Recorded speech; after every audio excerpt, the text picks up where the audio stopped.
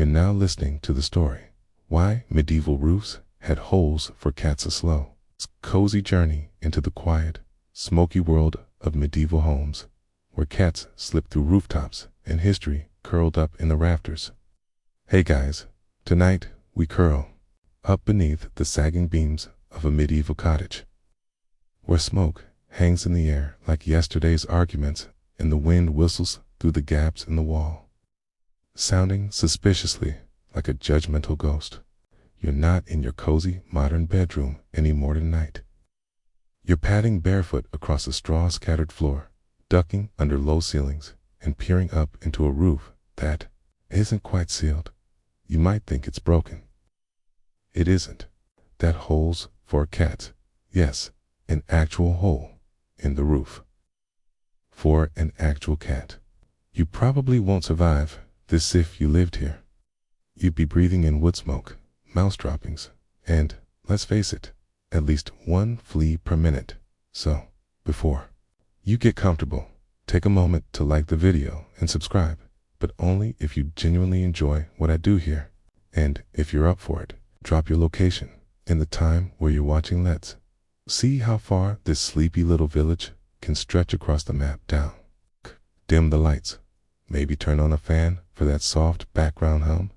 And let's ease into tonight's journey together. You're standing at the entrance of a low, timber-framed house. The door creaks open without a knock. No doorbells in the 13th century. Just the polite tap of your knuckles and the possibility of being greeted by a goat. Inside, it's hazy, not in a romantic candlelit dinner sort of way. More like you've stepped into a giant barbecue pit with furniture. Good. The fire in the center burns low, orange and smoky, and it's not in a fireplace. Sits just ... there on the floor. Stone circle, some soot. Okay, maybe a blackened cooking pot hanging overhead. This is home. A single room for a family, possibly 2 or 3 generations, if they're lucky or unlucky, depending on how loudly Grandpa snores. The air is thick with the smell of damp wool, old cheese, and the ever-present smoke drifting up through the rafters and out through ... well, wherever it can find an exit. Sometimes that's a roof plank warped by time. Sometimes it's a missing tile. And sometimes, yes, it's a hole cut specifically so a cat can come and go. You tip your head back and notice it is small. It's dark slit near the ridge of the roof. Not quite a window, not quite an accident. It's big enough for a cat. Maybe 2, if they're feeling generous. In the corner, curled into a ball, like a loaf of warmth, is one such feline. An early riser, or maybe a night shifter, taking a break. Its fur is smudged with soot, and one ear flicks lazily as you step closer. The cat doesn't move. It rules this house. The fire crackles again, sending another plume of smoke swirling toward the ceiling. You cough. No one else does. The family is used to it. Lungs, trained by years of smoky stew and smoky sleep. You, not so much. The roof overhead is a patchwork of timber, straw, and mud. It's thatched and haphazard. It keeps out most rain, encourages a bit of mold, and offers a 5-star experience for mice, rats, and anything else looking for rent-free living. You hear a faint skitter. The cat hears it. Teet's tail twitches. But it doesn't move yet. This is how people lived. But no double glazing, no carbon monoxide detectors, no pest control beyond what your household cat could manage.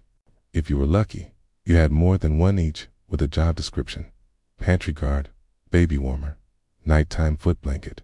Okay, and if you were really lucky, they didn't decide to disappear through the roof hole for 3 days straight. Only 2. Return with someone else's sausage. Out back, behind the house. It's a small garden, or at least what passes for one in the 1300s. Cabbage, maybe an onion. If it's spring, you'll see peas struggling up a stick. A chicken walks by, unconcerned with your presence. Back inside, the walls are wattle and daub, basically sticks coated in mud, like an optimistic attempt at insulation by someone with low standards and cold feet. The heat from the fire never quite reaches the corners, so the cats often perch high up in the rafters, their fur catching what warmth they can from the rising smoke. You climb a ladder, more like a series of nailed-together branches, and peek into the loft space, if you can call it that. It's a crawl space at best. Someone's left a dried herb bundle up here, maybe for good luck. Or maybe just because the smell helps cover the damp. One of the cats stirs, slinks toward the roof beam, heading for that little X of the cat hole. You watch it vanish like a shadow through the gap out into the night. You imagine it landing on the uneven roof tiles, tail high, walking the ridge like a noble on patrol.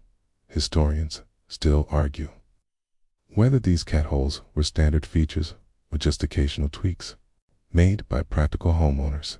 Some call them cat doors, but unlike modern flaps, these weren't hinged or plastic.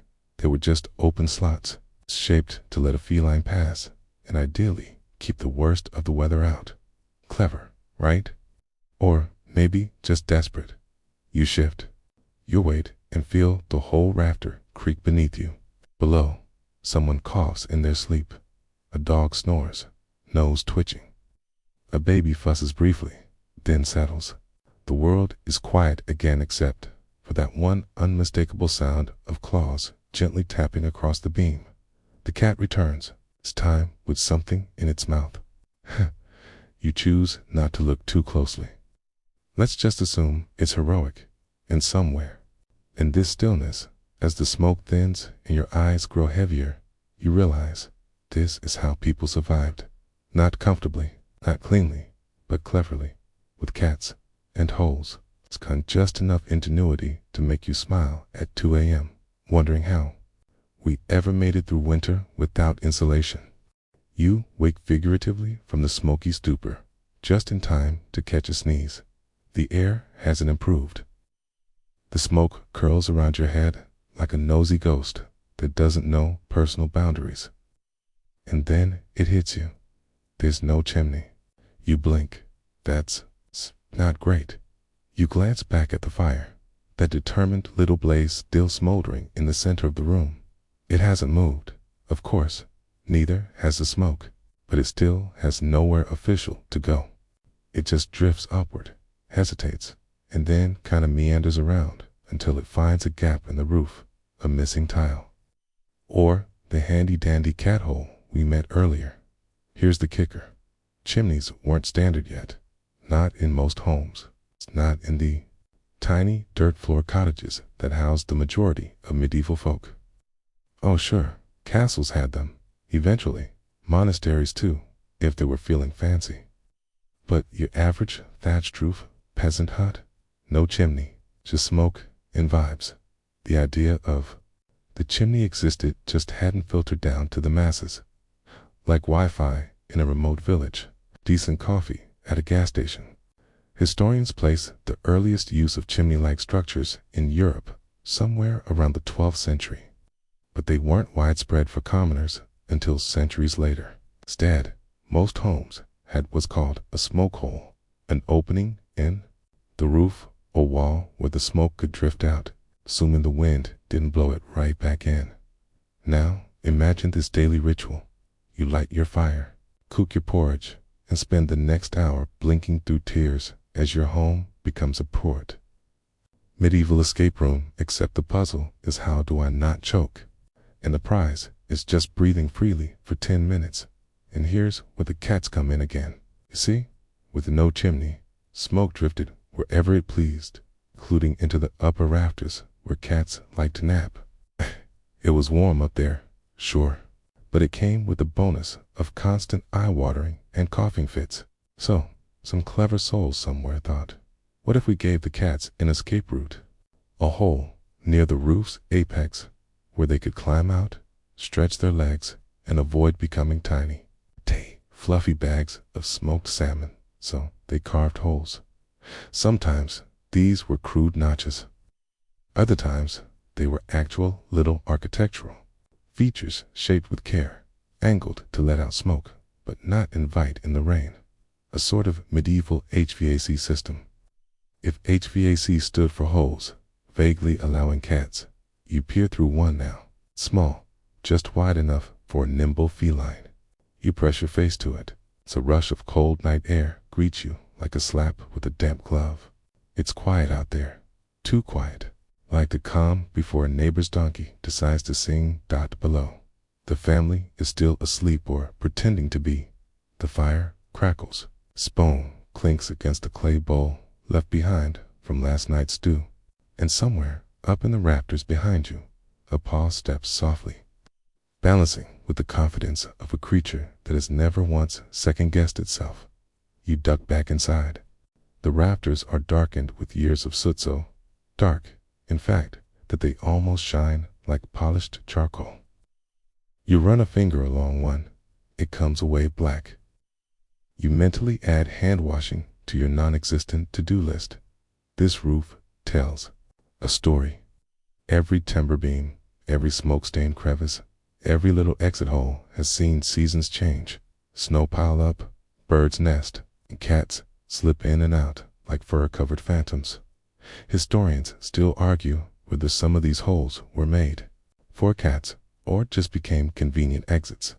One theory says they were primarily ventilation gaps that cats opportunistically claimed. Another insists the holes were designed with the animals in mind because a healthy, active cat meant fewer vermin, and fewer vermin meant you're stored. Grain didn't come with bonus protein, and don't forget the byproduct of all, smoke drifting upward. It preserved things, literally, hams, fish, herbs, even timber. That blackened beam above you is almost pickled by smoke, protected from bugs and rot. The entire house may smell like a campfire, but it holds together better than a dry cracker in a rainstorm. You shift again, and a small breeze slips through another hole somewhere cool, damp, and smelling faintly of wet thatch and sheep. The cat reappears, tail first, as if reversing out of an invisible tunnel. It stretches, yawns without apology, and finds a new perch. There's a reason why the word hearth became synonymous with home. It wasn't just the fire, it was everything that revolved around it. The cat hole, that was part of the ecosystem. A tiny, practical invention born out of necessity, smoke, and feline determination. And just when you're starting to think this whole hole in the roof thing was kind of brilliant, the wind picks up and rain begins to sprinkle in through the gaps. You inch away from the edge. The cat does not. It curls tighter, tail over nose, the master of the rafters once again. You exhale slowly, eyelids heavier now. The fire crackles softly. The house creaks like it's thinking about something. And the smoke twirls one last time before disappearing out through the night. You're back on the creaky ladder, climbing down from the smoky rafters with more soot than dignity on your hands. Your feet hit the packed earth floor, and you brush at your tunic pointlessly, since you're now covered in centuries of smoke, residue, and cat hair. Somewhere behind you, a tail flicks with what might be judgment. The morning light barely penetrates the thick shutters, but it's enough to see the real enemy of this house, mice. You hear them first, faint rustle, a soft scurry, the sound of tiny toes on dry straw. Your eyes drift toward the pantry, if you can call a wooden shelf with a basket of flour and a suspiciously round wheel of cheese a pantry. The basket quivers. You freeze. Then, without warning, the cat streaks across the floor like a silent missile. One leap, one swipe. Silence. You don't look too closely at the aftermath. Just another day in medieval pest control. See?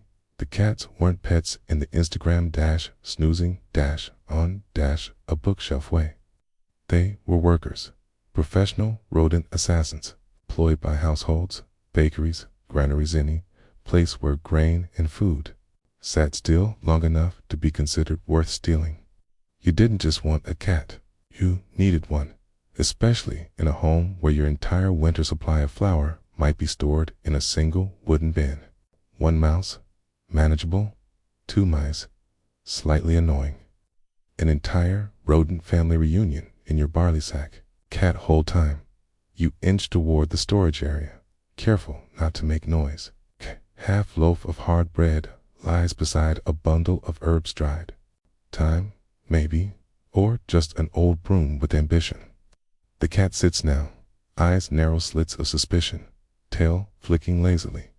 You swear it nods, as if to say, yeah, I handled that. It's at this point you notice something peculiar. On the floor, near the corner of the flower bin, are small paw prints, dusty, deliberate, leading up the wall. You squint. Above, a timber beam juts out slightly, with just enough room for a determined rodent to scurry and for an even more determined feline to follow. That's the real magic here. These medieval homes weren't built with convenience in mind, but over time, Cupid noticed where the pests came in, and they made adjustments. Roof beams, great mouse highways, floorboards, rodents, red carpet. And so, the cat hole wasn't just a way in or out. It was part of a network, a series of silent pathways, patrol routes, and ambush spots. You could almost hear the Mission Possible theme playing if the cat had opposable thumbs. Here's your mainstream history snack in many records from the Middle Ages. Particularly in monastery inventories, cats were listed alongside livestock. They weren't always named, but their presence was clearly noted as vital members of the household staff. Mouser in the kitchen might get scraps. A barn cat might get a name. In some rare but heartwarming cases, they were even granted tiny burial plots. On the quirky side, we've got cat paw prints, actual ones, pressed forever into medieval manuscripts. Some poor monk or scribe would be diligently copying out the Psalms, only to find muddy feline footprints across a page. Rather than toss the parchment, they'd keep it with notes like, "Cursed be the cat that walked across this." You pause by the pantry door and smile, imagining some long-dead friar shaking a fist at a cat who could not care less. Historians still argue whether cat ownership was as common in rural homes as in religious institutions, where the quiet atmosphere, in food stores made for both ideal nesting and ideal hunting grounds. Some think cats were seen as slightly magical, half sacred, half suspicious. Others argue they were just affordable, efficient pest control with bonus purring. But one thing's clear: medieval people paid attention. They noticed where the rodents came from, where the cats liked to go, and adjusted their architecture however crudely to match. So when you see that little hole in the roof again, you realize it wasn't just for comfort. It was survival. A strategic exit for a four-legged guardian who would rather jump from the rafters than chase a rat into your bed. You walk back toward the fire, now more ember than flame. The family is stirring. Someone mutters. A wooden spoon scrapes a pot. Life begins again, slowly through soot and scurry. The cat saunters past you one more time, tail high, gaze unbothered. Its job is never really done. Another mouse, another flower bin, another leap to the roof and back again, and you settle onto a stool by the door, letting the draft cool your cheek. Your eyes drift shut. Somewhere above, pause, tread silently. Guardians of the grain. The light outside grows a little brighter, just enough for you to notice how uneven the walls really are. You lean against one gently, cautiously, and feel it give a bit, like an old loaf of bread trying to hold itself together. Where your attention shifts upward toward the roof again. You follow a curious draft, one that doesn't seem cold enough to be unpleasant. It's more interesting, like it knows something. It leads your eyes to the beams above, and, nestled among them, an opening. Small, angled, oddly purposeful. You've seen it before, one of the cat holes. But now, in daylight, it's clearer. This isn't just a random gap or some tile that slipped during a particularly passionate thunderstorm. This has edges, intent. Someone made this, And what's more, it's dry around it. That's the real surprise. You'd think a hole in the roof would turn your attic into an accidental bird bath.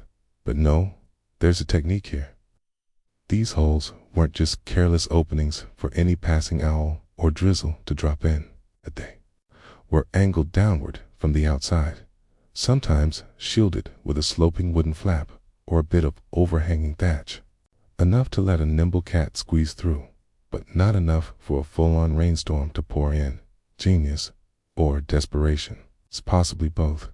You climb the ladder against same creaks, same low sigh from the wood. Up close, the hole is just as narrow as you thought. You'd have to be a contortionist squirrel to fit through, but for a cat, it's perfect. Sloped inward slightly, it's protected by an outer lip made from a bit of shaped wood or sometimes a salvaged roof tile. You imagine the builder carving it, maybe with one eye on a stocking tabby and the other on an angry wife yelling about flour loss. Priorities. This is how medieval people thought practicality laced with survival. They couldn't exactly call pest control or install motion-activated sprinklers. Instead, they shaped their homes for cohabitation, with cats, mice, smoke, and weather, all battling for space. In these roof holes, they weren't always alone. Some homes had several. A cat might enter through one, exit through another. In more elaborate dwellings, wealthier homes, bakeries, even granaries, people installed little ledges outside the hole, creating an actual runway for the cat to leap from. Feline airport terminals, if you will. You crouch beside one such beam, and your fingers brush faint claw marks. Not from a recent climb, but from hundreds of them. This hole has seen generations of cats' births, patrols, moonlight returns with twitching tails and twitchier prey. Below, the family is moving more now. Someone opens the shutters with a grunt, letting in a rectangle of cloudy morning light. The air shifts. The cat hole closes just a little, and suddenly you hear it is soft thud on the thatch above. And a sliding sound. A little shuffle. You hold your breath. A face appears, whiskers first, then two round eyes, sharp and uncaring. The cat squeezes through, slow and steady, like a dignitary arriving at a banquet he doesn't really want to attend. Hay drops to the beam and sits, tail tucked, ignoring you completely. He's home. Historians still argue whether these cat-friendly features were widespread across all of Europe or localized to specific regions. In England and parts of France, physical remnants suggest their use was relatively common in rural and urban homes alike. But in other regions, architectural remains are less conclusive.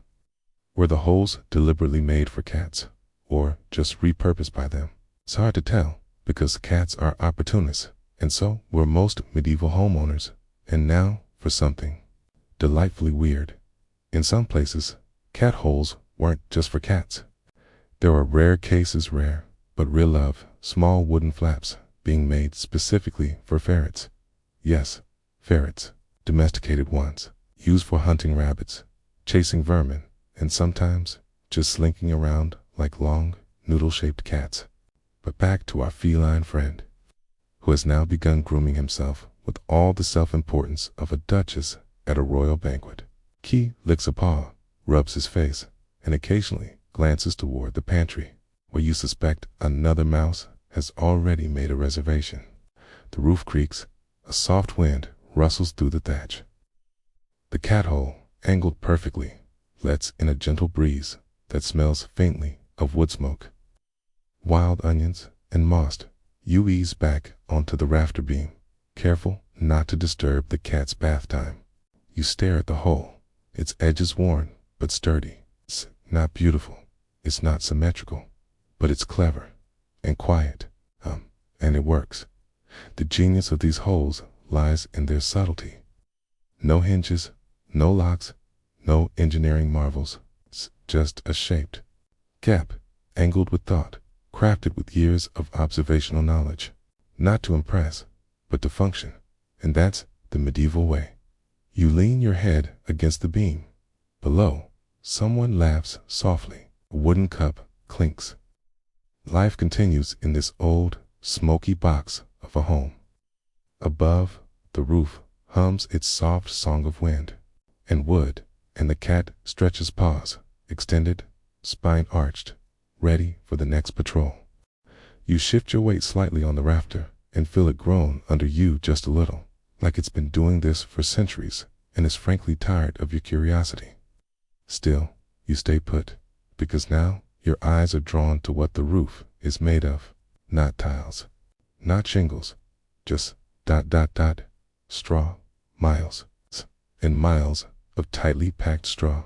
Welcome to the thatched roof. Medieval style, at first glance, seems like something built by a storybook pig. But this roof isn't whimsical. It's functional, insulating, and astonishingly good at repelling rain, assuming no one's been digging around in it. You reach up and touch the edge dry, rough, but tightly packed. The straw is layered thick, overlapping like fish scales. It's easy to forget this stuff was once living wheat. The leftover stalks after harvest became shelter, stuffed tightly onto timber beams, held together with rope, mud, and wishful thinking. And now the real reason for cat holes becomes clearer, because a thatched roof is a rodent's dream home. Warm, cushioned, delicious if you're not picky. Mice and rats burrow into it from the outside, chew through the straw, and settle in like they're paying rent. Only they're not. They're just chewing the place apart. You lie back and look up into the underbelly of the thatch. In the dim light, you can just barely make out little path channels pressed into the straw. Mouse highways, rodent cul-de-sacs, the infrastructure of tiny, uninvited tenants. And of course, where there are mice highways, there are feline road patrols. The cats knew the paths. They waited, sometimes hours, sometimes whole nights, silent, still, until a whisker twitched or a tiny claw scraped against straw. Then bam, one paw through the thatch, one less mouse. You edge closer to one of these little roof holes. It's not just for escape or entry, it's a tactical advantage, a lookout point, a sniper nest. Cats didn't just use these holes, they owned them. And here's the twist. Sometimes these holes weren't even in the roof beams, they were in the walls, carved into wattle and daub. It's big enough for a cat to squirm through and patrol the space between ceiling and straw. Tia, ancient crawl space, a feline battleground. Historians still argue whether this rodent cavalry dynamic was intentional from the start or something that developed gradually. Were the cat holes part of original blueprints, or were they hacked into place by frustrated homeowners after waking up to find their entire thatch humming with mouse song? No one knows for sure. What we do know is that cat ownership went hand in paw with thatch maintenance. You didn't just thatch a roof and hope for the best. You installed your furry, four-legged pest deterrent and made sure they had access to every level of the battlefield. And here's a quirky little tangent for you. In some parts of Europe, superstitious folks believed that cats who climbed the roof at night were protecting the house from evil spirits. A cat hole wasn't just practical, it was a spiritual safeguard. Letting your mouse roam the roof meant letting it chase off unseen darknesses. Or maybe it was just chasing moths. Either way, it gave peace of mind. You reach into the thatch and pull back gently just enough to see a small nest. Empty now.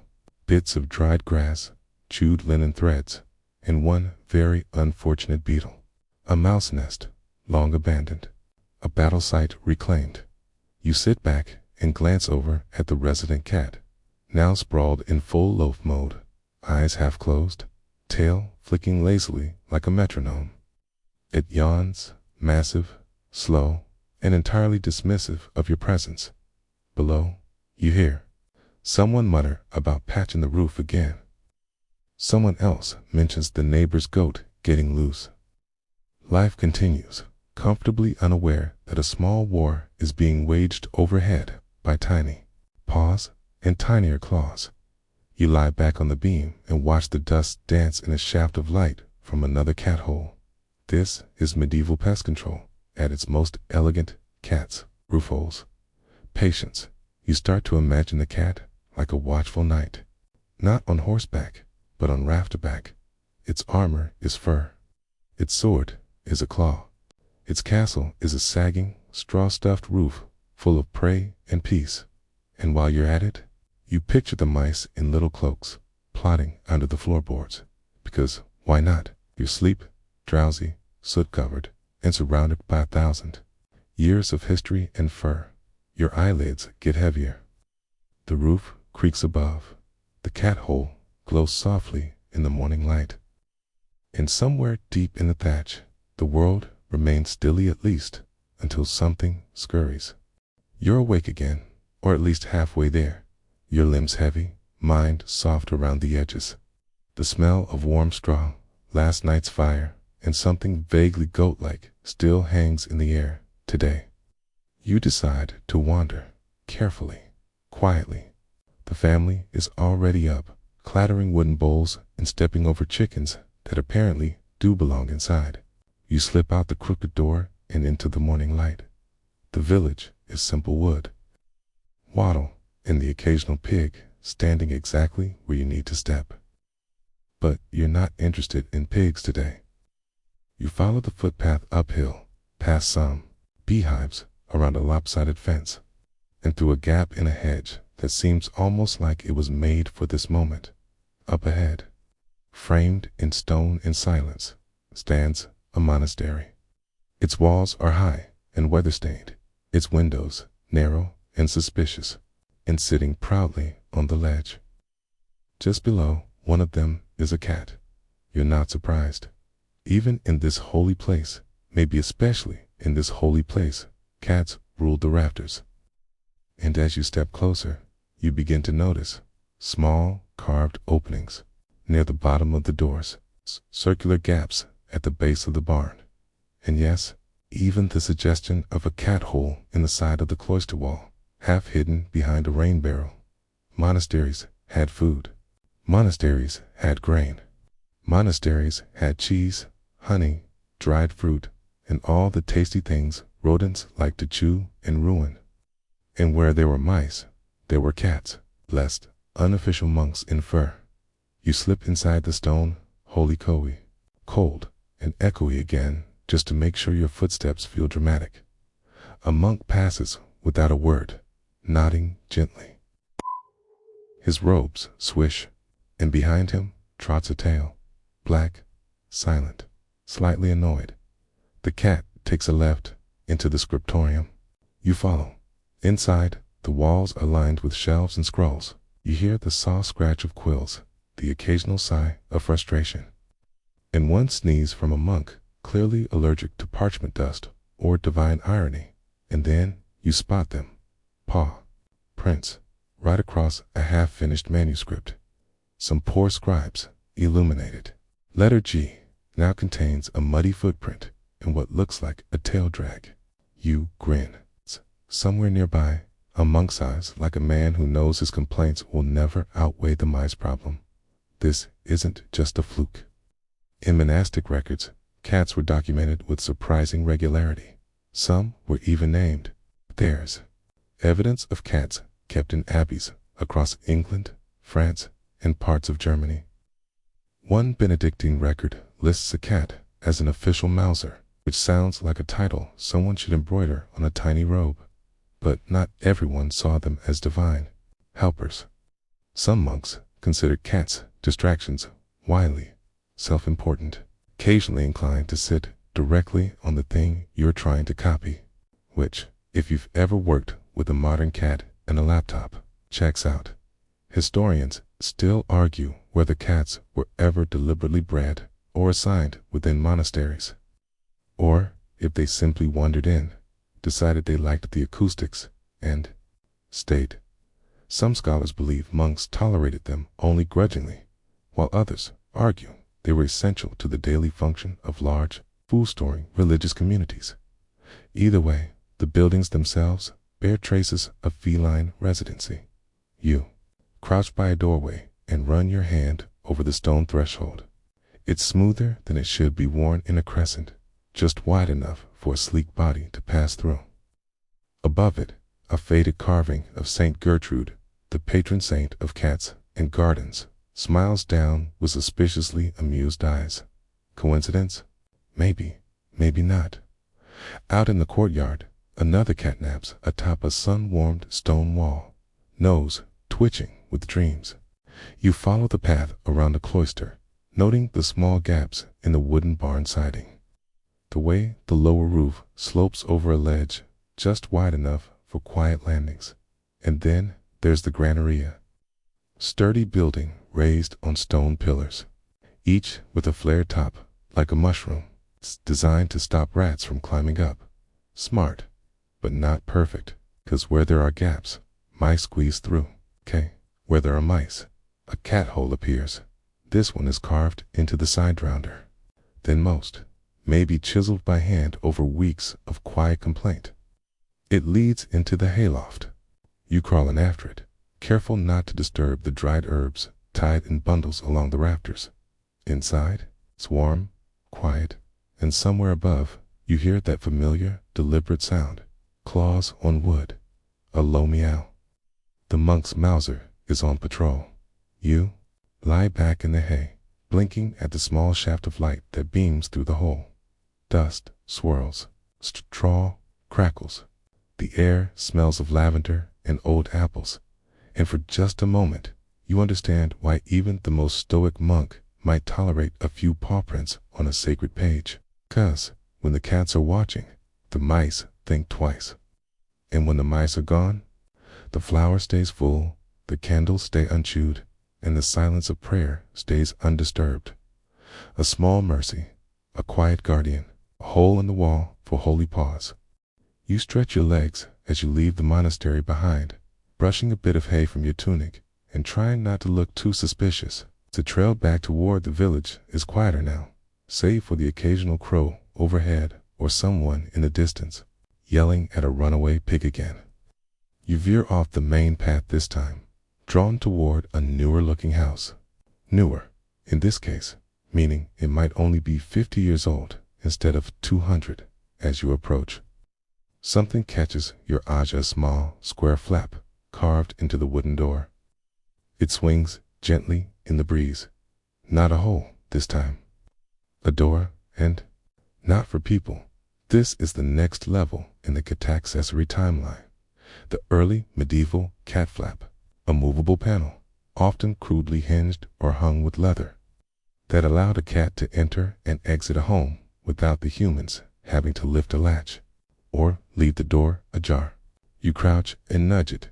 Gently it creaks with a soft, tired groan. Just the right size for a cat with ambition. It's a modest invention, but in its own way, it's revolutionary. Instead of carving a gap in the roof or leaving the door slightly open, which also lets in cold, smoke, and chickens, the cat door gave felines their own entrance. No key required. It makes sense. By the later Middle Ages, cats had long proved their worth. Towns grew busier. Houses got slightly more sophisticated. People started noticing drafts and maybe even caring whether it was their cat or their neighbor's Tom sauntering through the pantry. The solution, a flap. Of course, not all cat doors were swinging marvels, so were just holes cut low into the wall or baseboard. Others featured decorative woodwork, especially in wealthier homes where the hole might be disguised among carvings or hidden behind a shutter. You reach out and trace a faint design etched above the flap. A curled cat, its tail looping into a spiral, barely distinguishable unless you knew where to look. Someone cared. Someone took time inside the house. The space is a little more refined than the smoky cottage from earlier. The walls are plastered. It's a second-floor well, a ladder to a loft, which counts. And there, in the corner, is a more deliberate version of the same flap. This one in the pantry wall, clearly added after the fact, its edges sanded smooth from years of use. And again, there's the cat.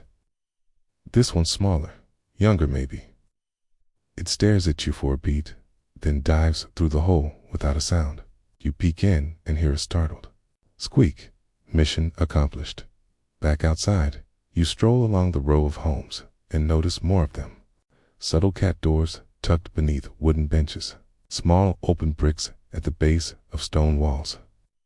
In one spot, a little hinged flap with an iron pin, clearly once used to latch it shut at night.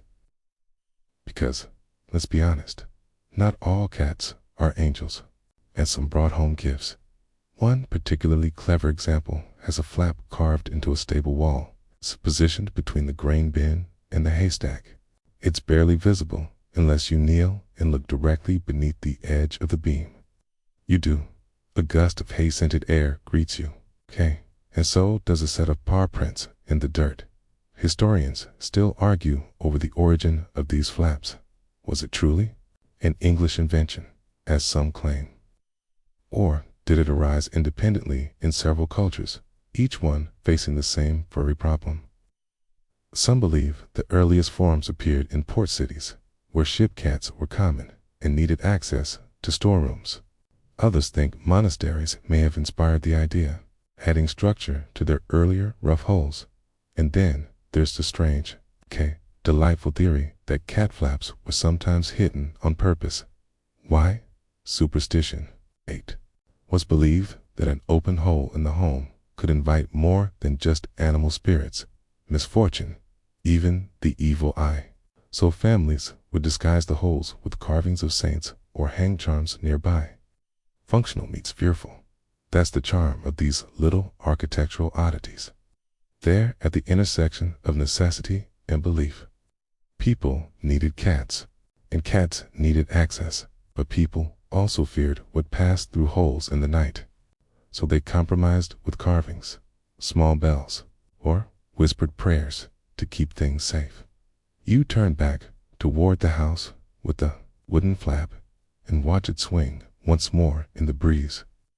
The sound is subtle but comforting, like a wooden heartbeat, and somewhere nearby, a cat is padding through straw, belly full, ears perked. A job well done, a roof protected, a pantry saved for one more day. You lean against the fence and close your eyes. Could still hear the flap creak, still feel the wind tickle through the cat-sized passage. And in that space between practicality and superstition, you sense a little sliver of genius of medieval life hack, still echoing softly through time. You stretch your legs, meander past another sleepy house, and decide to detour down a path that curls toward the older part of the village. The part where every cottage seems just slightly askew, like they were built during a storm and politely never corrected. Here, the cat holes are different. Not rough, not square, but shaped, rounded, sometimes pointed. Some even look like symbols. You pause outside one that's built into the base of a stone wall. It's not large, barely wide enough for a cat butt. It's framed by small, decorative carvings, tiny spirals, faint star shapes, a crescent. Something about it feels a bit too intentional. You kneel down and peer through the hole. It's dark inside, but the scent that wafts out is oddly familiar sage, maybe ash, dried rosemary. A cat's scent, yes, but layered over something else, something older, because this village, it has stories, whispers, night walkers, familiar spirits. And in some corners, holes weren't just practical, they were portals in medieval Europe. Cats weren't always cuddly kitchen companions. They were associated with the strange, the sacred, and the supernatural. You've heard the stories witches with black cats, familiars that could slip through cracks, shadows that padded along rooftops without making a sound. People were suspicious, cautious, and cat holes in certain villages became part of that belief system. Historians still argue whether these carved openings were ever truly connected to magical thinking or simply exaggerated by later folklore. Some believe they were purely functional, and the symbols, if any, were just local traditions. Others suggest that in places where the line between the natural and supernatural blurred, Even a cat hole could be more than it seemed. You follow a stone pathway toward a small shrine at the edge of the village. It's nestled into a hollow in the hillside, flanked by wooden posts and overgrown vines. At first, it seems like any old wayside altar, a carved saint, a few offerings, a bunch of dried flowers and a bowl. But then you spot it, a narrow passage behind the altar, a square carved neatly into the base of the wall. It looks like a ventilation shaft, but it's too low, too deliberate. You duck your head, just slightly, and see that it leads, somewhere just wide enough for a cat. There are scratch marks on the floor. You reach out and touch the edge of the stone. It's smooth in places, worn down over decades or more. Cats have come and gone. But why here? Why in a shrine? You hear a sound behind you, a soft meow. You turn slowly. A gray cat sits on the path, tail wrapped around its feet, watching you with unblinking eyes. No collar, no bell. Its presence. You stand and nod. The cat blinks. Then it walks past you, steps through the little hole in the shrine wall, and disappears. No hesitation, no sound. You glance around. The wind picks up slightly. The trees rustle, and suddenly you remember that for centuries, people carved tiny doors into sacred spaces, not just for airflow, but for something else, something symbolic. A belief that animals, especially cats, could cross thresholds that humans couldn't, between homes and fields, between the seen and unseen, in one old village tale. A healer's cat would vanish every evening through a small wall gap in the church, returning each dawn with soot on its paws and a different smell in its fur. No one knew where it went. The healer said it was simply doing its rounds. People whispered, was it guarding the village, porting to something older than the saints, or just hunting really, really far away? It's a quirky fact for the night. Some medieval villages believed a cat's path could define sacred boundaries. If a cat walked a certain trail repeatedly, some communities believed that land was protected or cursed, depending on the cat's mood that week. Back on the main path, you stroll past homes where cat holes have been shaped like arches, half moons, even little house-like squares. One even has a faint iron ring above it, perhaps once used to hang a charm or bell. Not to summon the cat, but to warn others not to interfere with its coming and going. You rest on a stone wall and gaze out across the fields. The light is fading. The sky turns a soft purple gray. A breeze lifts the edge of your cloak, and from somewhere nearby you hear the soft pad of paws on stone. A cat hole might be a gap in the wall, or it might be a door to somewhere else entirely. You don't need to know which. You just need to watch, because somewhere in the night, cats are moving. Quiet, intentional, protected by carvings, watched by saints, aired by my scent, maybe by a few superstitious humans as well. You sit a while longer, legs dangling from the stone wall, watching dusk deepen into something quieter, gentler. The village has gone, hush-mode fires are lit, doors creak closed, and the only things still awake are you, a few moths, and of course, the cats, because when the sun slips down behind the hills, the real feline patrol begins. You wander back toward the heart of the village, where the rooftops seem to lean toward each other like old friends swapping secrets. Up there, in the shadows between thatch and sky, you spot them too, maybe 3 cats, creeping like ghosts with the tails. One drops from a beam to a ledge, almost floating. Another slides through a gap you'd swear was too narrow for anything, larger than a spoon. The cat holes come alive at night. You pause beneath a house with a particularly steep roof. Its ridge sagging, just enough to look tired, but not enough to give up. The beam juts out where a tile is missing, or maybe it was never there to begin with. A dark space gapes near the top, and just as you're squinting, trying to decide if it's a shadow or something else, a cat appears. No fanfare, no drama. Just dash cat. It blinks down at you like you've interrupted a deeply philosophical thought. Then it turns and pads along the beam toward another hole, tail up, body long and low. What were they doing up there? Just hunting or something else?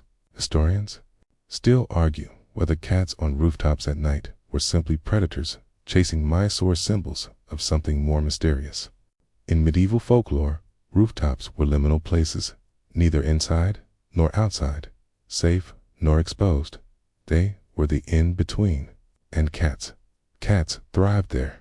A roof was a watchtower, a stage, a temple, and some tales. Cats seen gathering on rooftops were omens, warnings, meetings of familiars under a full moon. Superstitious neighbors whispered about witches, cats, and the strange songs they sang into the wind. You listen. The wind is soft now, carrying the rustle of straw and the occasional thump of feline feet, and then faint but clear you hear it. A meow, dot, but not just one dot, another answers. Then another, a soft chorus, not frantic, not loud, just dot dot, coordinated. You look up again. On one rooftop, a cat sits tall, back arched. Across from it, another perches near a crooked chimney. Between them, movement shadow shapes that flicker and vanish. A rooftop ritual. You creep to the side of the house and find an old ladder propped against the wall, questionable at best, reckless at worst. You climb anyway.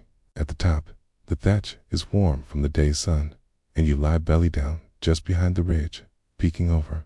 5 cats, sitting, watching, silent now, like gargoyles with twitchy whiskers. The village is quiet beneath them. Fires flicker in windows. Someone plays a faint melody on a flutovki, but charming. And on the rooftops, the cats remain still. Sentinels. You feel strangely comforted, as if they're watching over everything, including you.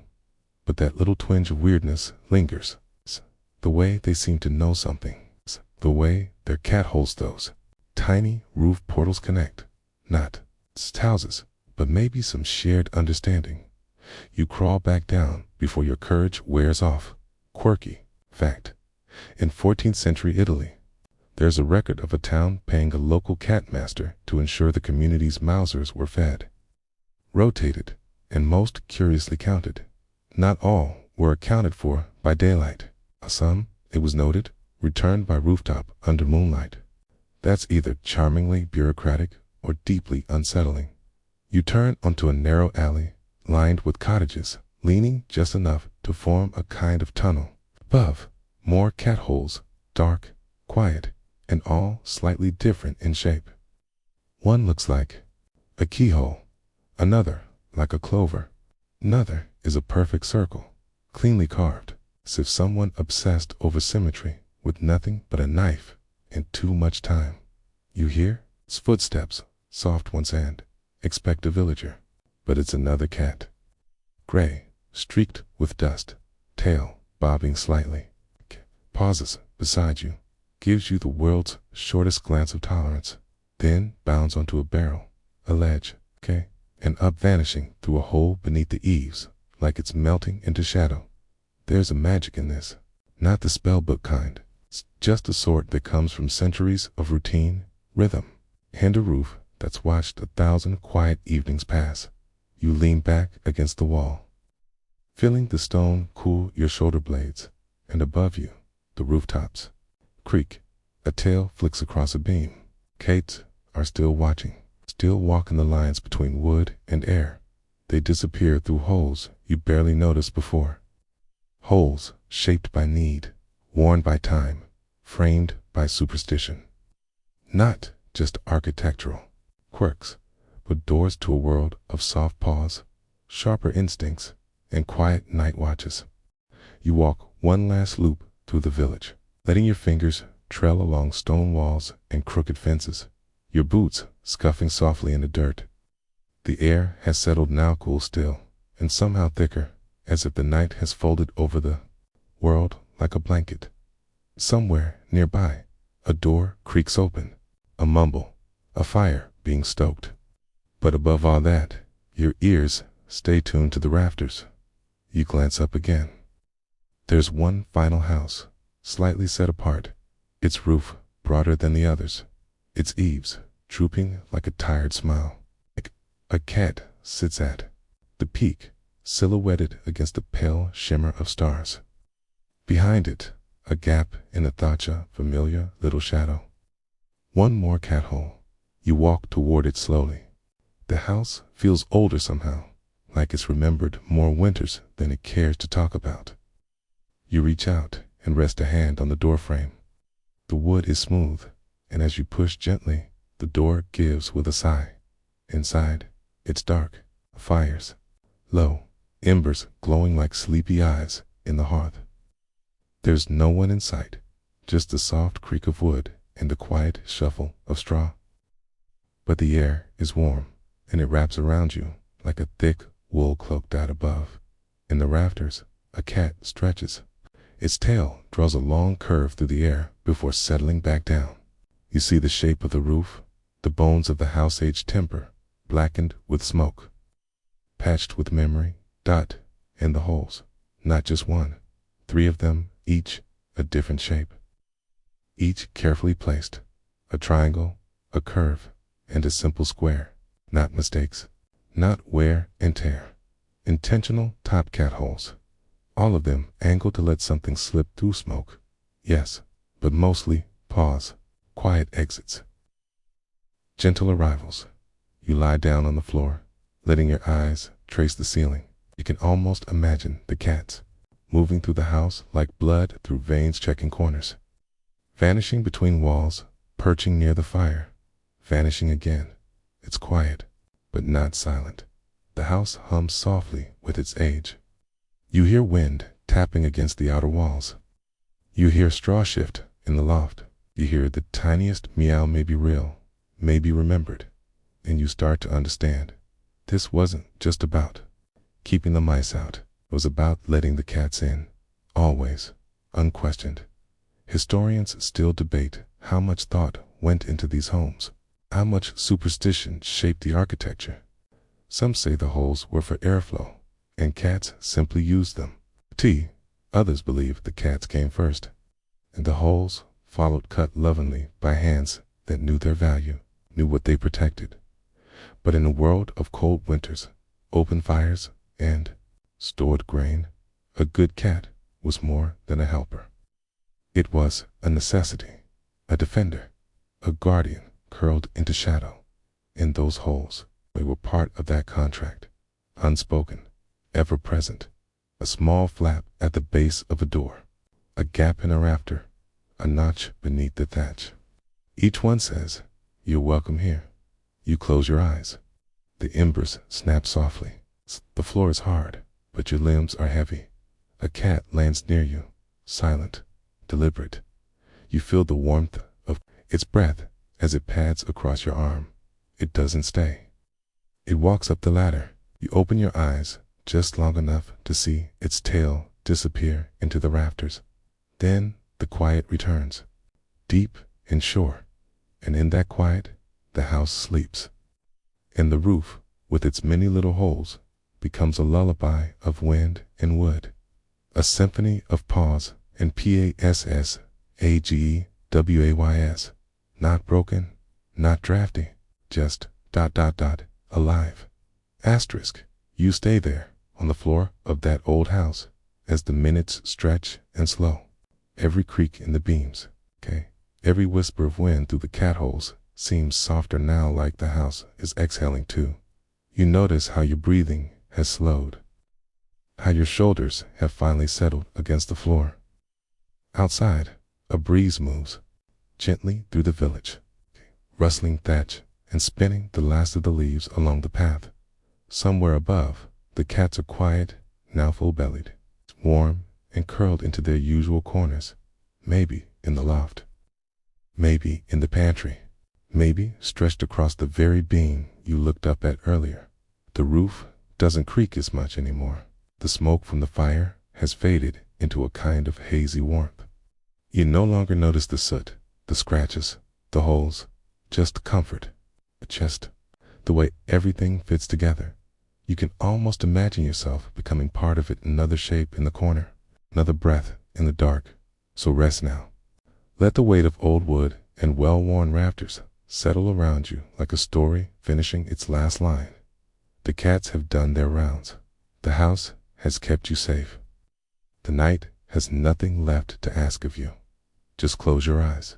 Let the wind hum through the roof one last time and sleep. Asterisk.